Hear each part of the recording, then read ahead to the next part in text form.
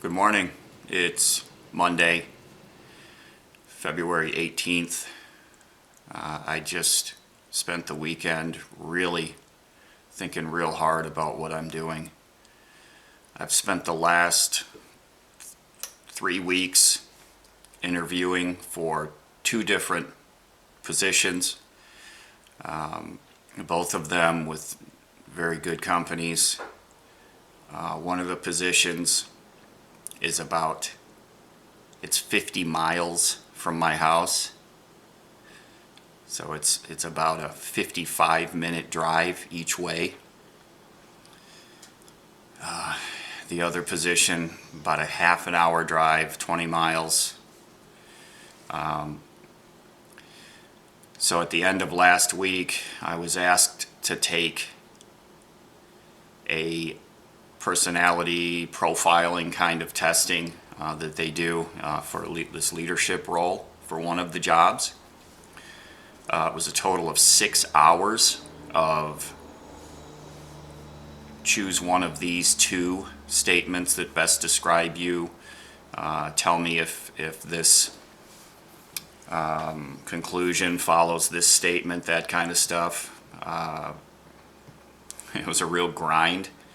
And after I finished the last module of that on Friday, I said to myself, I really don't think that I feel very good considering going back to work.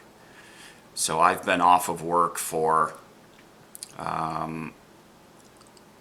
2 months and 2 weeks. I was given severance, a lump sum severance from my last employer. I'm eligible for unemployment, which I haven't yet started to receive because they have to wait for that severance dollar amount to get used up. They do it they figure out my salary hourly, and then they determine how long that severance would have lasted. So I'm actually coming up on when the unemployment will kick in. I do have savings. I own a house. I own 2 cars. One that I drive every day, and the other is a mid-60s Mercury classic car. It's a summer car. I'm going to sell that Mercury ASAP.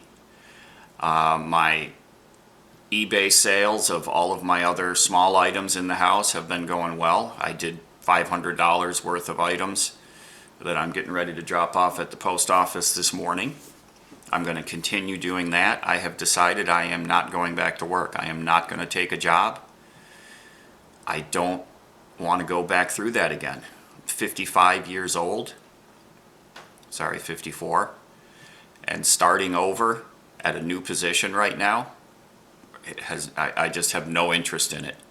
And I'm so ingrained to getting a new job, after I lost my last job, just applying for companies and interviewing and phone calls, and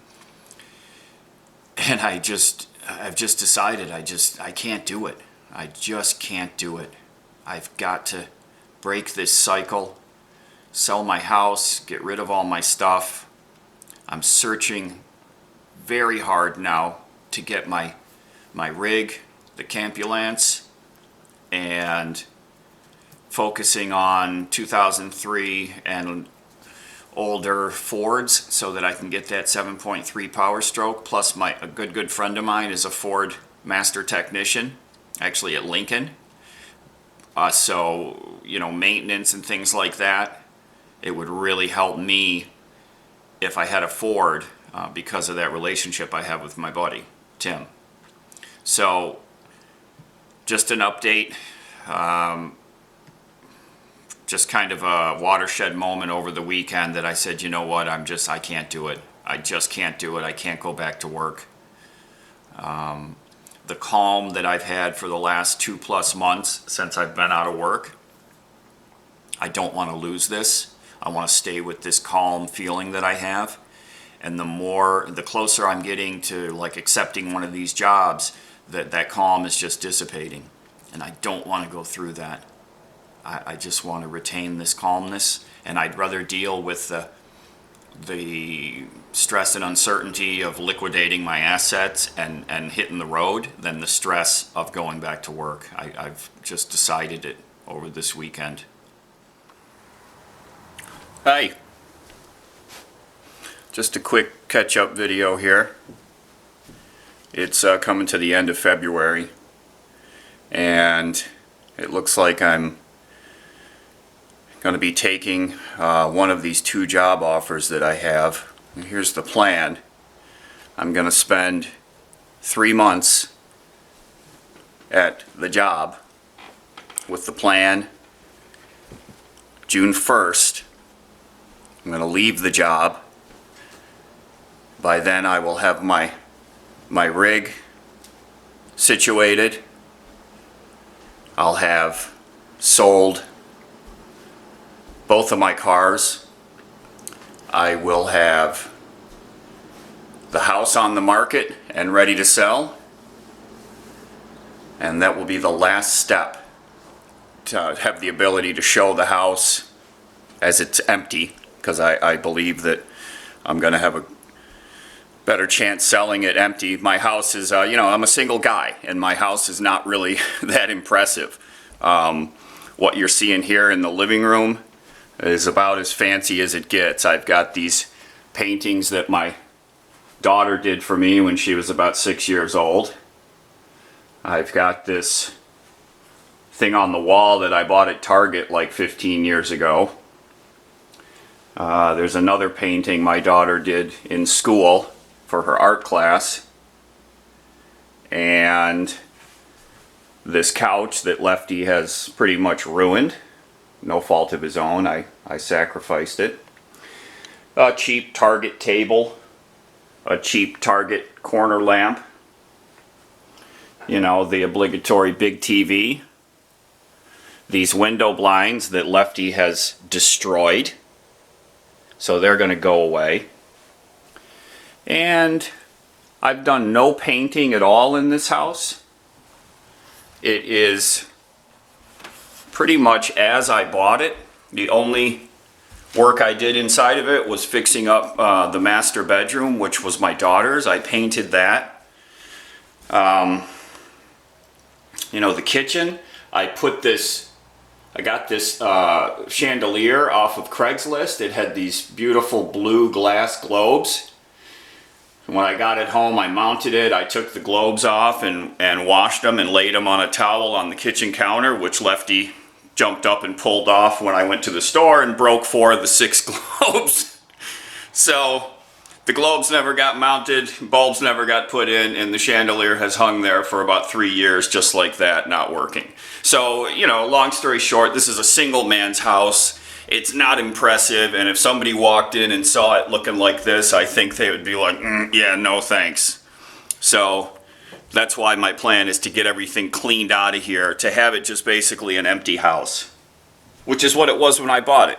When I bought this house, it was a foreclosed house. The previous owner, there's a good story there. The previous owner defaulted on the house, and it went into foreclosure, and I found the house for sale just by driving around these neighborhoods, because I knew I wanted to live in these neighborhoods. And there was a for sale sign out in the front yard buried in snow. I saw it, got a hold of the realtor and said, hey, can you figure out what's going on with this house I just saw for sale? And that's how I found this house. It turned out it was in foreclosure. The bank owned it, so I negotiated with the bank and was able to buy it. And so it was totally empty when I bought it. Nobody living here. And it was really untouched. All the walls were painted this off-white color throughout the entire house. Upstairs, downstairs, all the bedrooms, everything. Very generic. Almost just as it was when it was first built, and it has remained this way. And so I think the big selling point for the house when I go to sell it is that it's a blank slate, right? That's going to be my sales pitch, saying, hey, you can do whatever you want to this house because it hasn't been modified in any way. So whatever you guys want to do to it, go ahead and do to it because it's ready for you. You know, the kitchen, these are the original counters, the original cabinets. I put in that microwave that was empty. You know, I'm gonna leave the refrigerator, stove, dishwasher. I just got a new light. I put this light up here with an Edison bulb so you can see where the ceiling paint didn't match up, and then the Edison bulb finally burned out and I threw an LED in there, so that just looks terrible. So I bought a couple lights that are very similar in style to these original ceiling lights that were here. So I'm going to put those up. I'm going to take down that chandelier and take down that light there and just put up these two that I've bought. They're right there. They just showed up a couple days ago.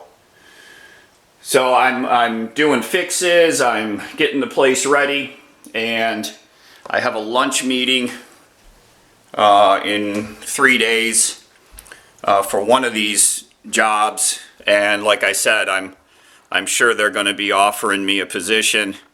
I've been through several rounds of interviews with them. They had me take this very extensive personality profile test, which made me really uncomfortable, but I guess I did well on it because they came back to me and said they want to set me up with this lunch appointment for the boss of this business unit, the business unit manager for this location. So I'm going to use them. I hate to say it, but I'm going to take the job. I'm going to use the monies that I make from it to finalize getting myself ready, and then in 3 months I'm going to leave the job and move on. I hate to do it to them, but I got to do what I got to do.